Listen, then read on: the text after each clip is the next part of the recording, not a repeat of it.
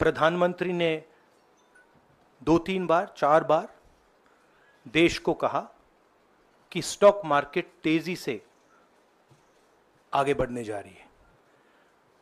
Home minister ने सीधा कहा कि 4 जून को स्टॉक मार्केट आसमान में जाएगी, लोगों को खरीदना चाहिए। और यही मैसेज फाइनेंस मिनिस्टर ने दिया। फर्स्ट, ये आज थोड़ा हम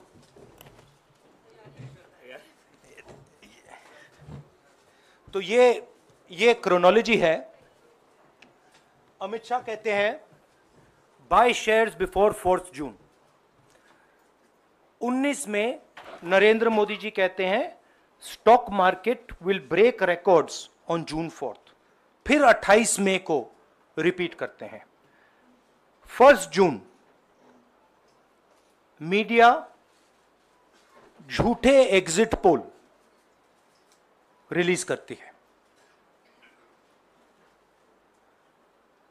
बीजेपी का ऑफिशियल जो इंटरनल सर्वे था वो उनको 220 सीट दे रहा था। तो ये इंफॉर्मेशन बीजेपी के लीडर्स के पास था। इंटेलिजेंस एजेंसीज ने 200 और 220 के बीच में सरकार को बताया था कि उनकी सीट्स आ रही हैं। 3 जून को स्टॉक मार्केट सारे रिकॉर्ड तोड़ देता है और 4 जून को खटाक से स्टॉक मार्केट अंडरग्राउंड चला जाता है। अगला स्लाइड दिखाइए जरा। ये देखिए 31 मई massive stock activity, more than double what was there on 30th, more than double what was there on 29, 28। ये अनोमली देखिए। ये कौन लोग हैं? ये वो लोग हैं जो जानते हैं कि कोई ना कोई घपला हो रहा है। हजारों करोड़ रुपए यहां पे इन्वेस्ट हुए हैं, फॉरेन इन्वेस्टर्स ने इन्वेस्ट किए हैं। और उसके बाद 30 लाख करोड़ रुपए का लॉस होता है। किसका लॉस होता है? रिटेल इन्वेस्टर्स का लॉस होता है। तो ये जो आप देख रहे हैं हिंदुस्तान की स्टॉक मार्केट की हिस्ट्री का सबसे बड़ा स्कैम है। और इसके बारे में हम कुछ सवाल पूछना चाहते हैं। पहला सवाल, why did PM and HM give specific investment advice to the 5 crore families investing in the stock market? Is it their job to give investment advice? Second, why both interviews were given to the same media house owned by the same business group, which is also under SEBI investigation for manipulating stock market? Third, what is the connection between the BJP, the fake exit pollsters, and the dubious foreign investors who invested 1 day before the exit polls were announced and made a huge profit at the cost of 5 crore families? We demand a JPC into this. We are absolutely convinced that this is a scam. Somebody has made thousands of crores of rupees at the cost of Indian retail investors, and the Prime Minister and the Home Minister have given an indication to buy. And this is a criminal act. So we demand today a joint parliamentary committee to investigate this. मैं हिंदी में बोल देता हूं। प्रधानमंत्री ने देश की जनता को इन्वेस्टमेंट एडवाइस क्यों दी और 5 करोड़ परिवारों को जो इन्वेस्ट करते हैं उनको प्रधानमंत्री ने, होम मिनिस्टर ने स्टॉक खरीदने का आदेश क्यों दिया? दूसरा, दोनों इंटरव्यूज जो किए गए थे वो अदानी जी के जो चैनल्स हैं उनको दिए गए थे, उन पर सेबी का इन्वेस्टिगेशन हो रहा है, तो उन चैनल्स का क्या रोल है। और बीजेपी के बीच में जो फेक एग्जिट पोलस्टर्स हैं और ये जो फॉरेन इन्वेस्टर्स हैं, इनके बीच में क्या कोई रिश्ता है, और अगर रिश्ता है तो क्या है। हम जेपीसी चाहते हैं, हम इन्वेस्टिगेशन चाहते हैं, और देश इसकी सच्चाई जानना चाहता है। धन्यवाद। शुक्रिया राहुल जी। साथियों, अभी अभी राहुल जी ने आपको स्पष्ट तरीके से क्रोनोलॉजी समझ लिया है। बार बार गृह मंत्री कहते थे अब क्रोनोलॉजी समझिए। आज राहुल जी ने देश को क्रोनोलॉजी समझाया है। इसके ऊपर अगर आपके सवाल हैं तो एक एक करके आप पूछिएगा, एक एक करके पूछिएगा। I haven't said the chronology in English, so I'll say the chronology in English. 13th May 2024, the Home Minister says, buy shares before 4th of June. This is a clear indication to retail investors and others to buy stock. 19th May, for the first time, and then repeatedly until the 28th May, the Prime Minister says that the stock market is going to break records on 4th June. Finally, on 1st June, completely fictitious exit polls are released. These investors are given a completely wrong impression. And on the 3rd of June, as we all know, the stock market breaks all records and then crashes on the 4th of June. Whoever has made money as the stock market rose and also as the stock market crashed. And we are interested in having a joint parliamentary committee, a JPC, to investigate the role of the Prime Minister, the role of the Home Minister, role of BJP members, and also those people who have done these fake exit polls. And finally, we want to understand who are the people, these foreign investors, who did these trades. So we want an investigation for that. शुक्रिया राहुल जी। हाँ संजय। राहुल जी, इससे पहले भी आपने Adani issue पे JPC पिछली लोकसभा में मांग की थी, तो क्या आप चाहेंगे कि ये इशू और हिंडनबर्ग इशू दोनों कंबाइन हो और दोनों की जांच हो? ये जो इशू है, this is a broader issue than just the Adani issue. It is connected to the Adani issue, but this is a much broader issue. This is directly the Prime Minister of India, Home Minister, who are privy to data on actual election results, who have IB reports, who have their own data, who are advising retail investors to buy stock on the 4th. This has never happened before. And by the way, the Prime Minister has never commented on stock market before this. This is the first time the Prime Minister has commented, very interestingly, and multiple times, one after the other, saying that stock market is going to boom, stock market is going to boom, stock market is going to boom. And at the same time, he has information that the exit polls are wrong. He has information that he knows what is going to happen because he has IB data and he also has his own party data. हाँ जी रवि। राहुल जी, मेरा सवाल यही है कि जी news ने भी ये सारी चीज़ बताई है जनता को कि कई चैनलों ने मिलकर ये सब चीज़ किया है, जिस तरह से एग्जिट पोल करके लोगों को गुमराह किया है, जिस तरह से शेयर बाजार में सारा कुछ हुआ है। जी न्यूज़ ने भी इस मामले को उठाया है और बताया है, और आपके कहने का सीधा अर्थ है कि अडानी को इसका फायदा उठाने के लिए किया गया है? नहीं, मेरा कहने का ये अर्थ है कि उसमें अदानी इन्वॉल्व हो सकता है, मगर ये अदानी से बहुत बड़ी चीज़ है।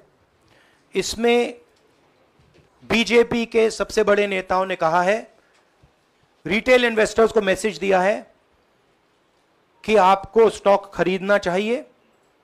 उनके पास इंफॉर्मेशन थी कि एग्जिट पोल्स गलत हैं, उनके पास इंफॉर्मेशन थी कि बीजेपी को फुल मेजॉरिटी नहीं मिलने वाली है, और वो जानते थे 3 जून को और 4 जून को क्या होने वाला है। कितने का? 30 लाख, कितना 30 लाख करोड़ का नुकसान हुआ है? कितने का? 30 लाख करोड़ रुपए का नुकसान हुआ है और हजारों लाखों करोड़ रुपए का चुने हुए लोगों को फायदा हुआ है। और हम इंक्वायरी चाहते हैं प्रधानमंत्री पर, होम मिनिस्टर पर, जिन्होंने एग्जिट पोल किया उन पर, और ये जो फॉरेन इन्वेस्टर्स हैं उन पर। हाँ Shamin,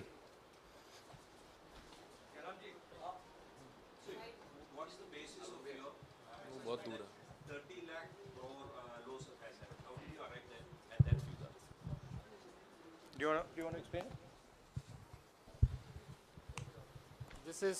This is based on the value, market value of all the companies the day before the results came, and the market value of the stock market of all the companies at the end of the day on results.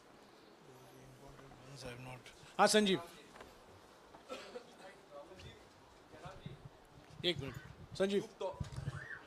Rahul ji, you've talked about, are you alleging the involvement of the Prime Minister and the Home Minister? Yes. And whose money is it? Yes, Are you that saying is it what I their am money? saying. I am saying that people very high up in the BJP have carried out this scam. I am saying they had partners who carried out these exit polls. We would like to know if these exit polls were actually carried out, if people were actually sent out, and we'd also like to know the methodology of these polls. We'd like to understand who these investors are. We have some sense of who these investors are. So we are not just speaking out of the air. We are confident that if an investigation is done, interesting things will be revealed. And we think the Prime Minister and Home Minister are directly involved in this. हाँ सिद्धार्थ,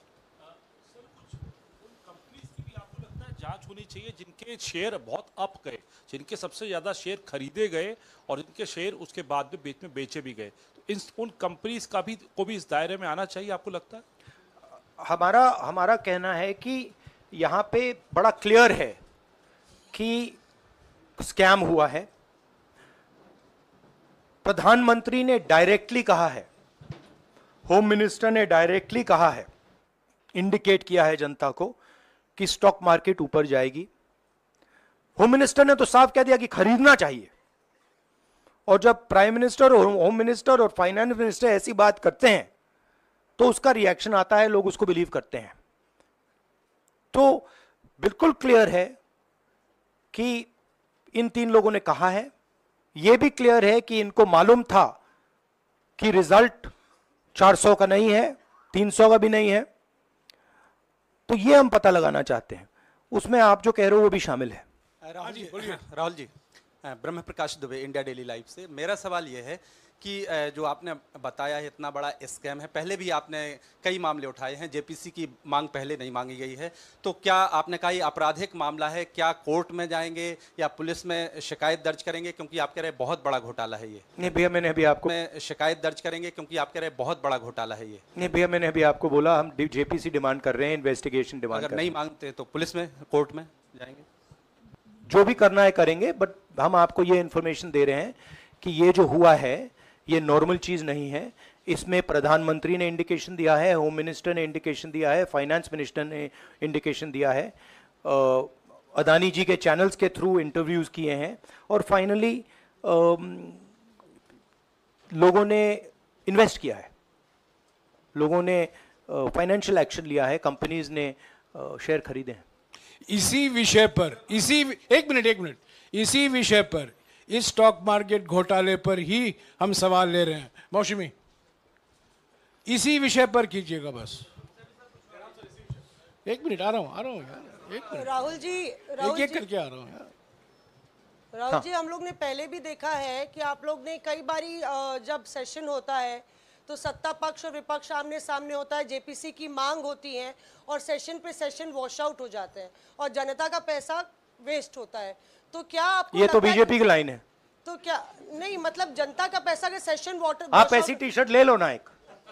मैं आपको दे दूंगा, जरूरत नहीं है, उनका वो symbol दे दूंगा आपको, ये उनकी लाइन है। सवाल आपको पसंद नहीं आए वो अलग बात है, पर आपको किसी नहीं, के सवाल मुझे बहुत पसंद आ रहा है। इस तरह से उंगली उठाने की जरूरत नहीं, आप चेक बहुत अच्छा लग रहा है, बोलिए। बीजेपी का बैच पहनने की आप जरूरत सवाल नहीं। पूछे ना, सवाल नहीं, आपको भी जयराम साहब ये बोलना चाहिए, नहीं, सवाल गलत पूछिए। बात है। सवाल पूछे। मेरा बस ये सवाल था कि जेपीसी की मांग पे कई बारी कामकाज ठप हो जाता है, तो क्या आपको लगता है कोई और भी राह आप लोग सड़क की राह इख्तियार कर सकते हैं, क्योंकि ये आम आदमी का पैसा है। हम जनता को एक रियलिटी बता रहे हैं कि यहाँ पे क्लियरली एक स्कैम हुआ है। यहाँ पे प्राइम मिनिस्टर ने इंडिकेट किया है, यहाँ पे होम मिनिस्टर ने इंडिकेट किया है, यहाँ पे फाइनेंस मिनिस्टर ने इंडिकेट किया है। नॉर्मली बीजेपी की ये पोजीशन होती है कि जब भी हम कोई मुद्दा उठाते हैं तो हम पार्लियामेंट का टाइम वेस्ट कर रहे हैं। वही पोजीशन आपने अपनाई है, इसीलिए मैंने आपसे कहा कि देखिए आप बीजेपी की पोजीशन ले रही हैं। रियलिटी, एक सेकंड, रियलिटी ये है कि हम जेपीसी करवाएंगे। अब ऑपोजिशन में बहुत ज्यादा ताकत है, बहुत ज्यादा स्ट्रेंथ है, और पूरा जो पार्लियामेंट की सिचुएशन है वो बदल गई है। हाँ जैनेंद्र,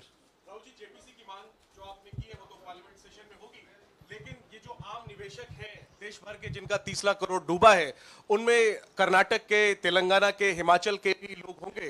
तीनों राज्यों में आपकी सरकार है, क्या राज्य की जो जांच एजेंसी है उसके जरिए आप जो उन राज्यों के निवेशकों का कम से कम पैसा डूबा है, ये जो आप पूरे नेक्सस की बात आप कर रहे हैं, गुमराह करने की बात कर रहे हैं, क्या वहां से कोई कार्रवाई की हम उम्मीद कर सकते हैं? सोचा जा सकता है, बट ऐसी चीज के लिए शायद जेपीसी सही औजार होगा।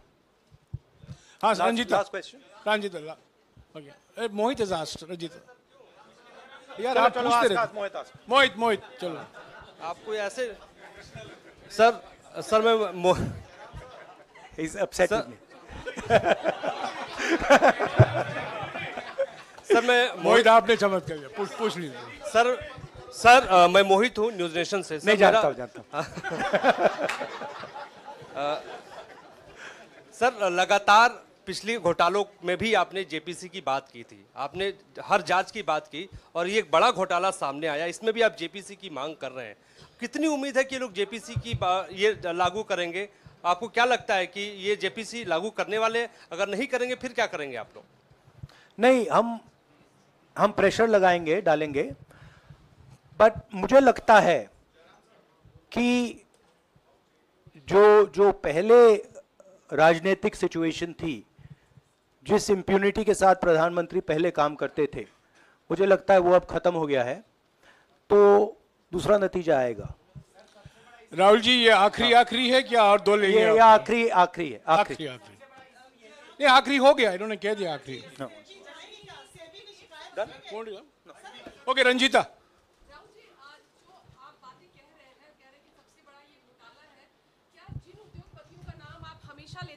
चुनावी जो रैलियां रही हैं उसमें भी और उसके बाद भी, क्या आप कहना चाहते हैं कि सरकार ने मदद की है उन उद्योगपतियों को और अमीर बनाने में? नहीं, मैं कह रहा हूं, मैं सिर्फ सरकार की बात नहीं कर रहा हूं, मैं दो इंडिविजुअल्स की बात कर रहा हूं। प्रधानमंत्री ने और हिंदुस्तान के सब रिटेल इन्वेस्टर्स जिनको नुकसान हुआ है, मैं आपसे बोल रहा हूं, आपको यह बात समझ आ जाएगी। आपका पैसा गया है, आपकी कमाई गई है, आपको नुकसान हुआ है, और इसमें करोड़ों युवा हैं जो ईमानदार हैं। तो नरेंद्र मोदी जी ने, अमित शाह जी ने आपको मैसेज दिया कि 4 तारीख को स्टॉक मार्केट आसमान छुएगी, और आपने उन पर भरोसा किया। मगर सच्चाई यह थी कि नरेंद्र मोदी को मालूम था कि 4 जून को स्टॉक मार्केट आसमान नहीं छुएगी। 4 जून को स्टॉक मार्केट का जबरदस्त नुकसान होने जा रहा है, क्योंकि उनके पास इंटेलिजेंस की रिपोर्ट थी और बीजेपी का जो इंटरनल असेसमेंट था 220 सीट का, वो उनके हाथ में था। तो मेरा ये सवाल है, और मैं आपसे इन्वेस्टर से कहना चाहता हूं कि आपको जो चोट पहुंची है, जो आपको दर्द हुआ है, वो चोट नरेंद्र मोदी जी और अमित शाह के बयान ने आपको पहुंचाई है, और हजारों करोड़ रुपए किसी ना किसी ने चोरी की है। वो आपके जेब से गए हैं, रिटेल इन्वेस्टर्स के जेब से गए हैं। तो मैं चाहता हूं, आपके लिए बोल रहा हूं, मैं आपके लिए बोल रहा हूं कि इन्वेस्टिगेशन होना चाहिए, पता लगाना चाहिए कि प्रधानमंत्री जी ने, होम मिनिस्टर ने आपको यह गलत इंफॉर्मेशन क्यों दी, और ये कौन लोग हैं, इन्वेस्टर्स जो हैं, फॉरेन इन्वेस्टर्स हैं, जिन्होंने इस दिन फायदा उठाया। ये देखिए ग्राफ है, ये रेड चार्ट जो है, इसको देख लीजिए। ये नॉर्मल ट्रेडिंग है, ये नॉर्मल ट्रेडिंग है, ये ग्रे वाली नॉर्मल ट्रेडिंग है, और ये जो ट्रेडिंग है ये अबनॉर्मल ट्रेडिंग है, ये 2-3 गुना है, और फिर ये हुआ है नुकसान। तो ये नरेंद्र मोदी जी और अमित शाह से मैं पूछ रहा हूं कि आप में इसमें आपका क्या रोल था, और रिटेल इन्वेस्टर्स के लिए पूछ रहा हूं, आपकी मदद के लिए, आपकी मदद करने के लिए पूछ रहा हूं, और इन्वेस्टिगेशन होगा तो आपके लिए होगा। धन्यवाद। शुक्रिया।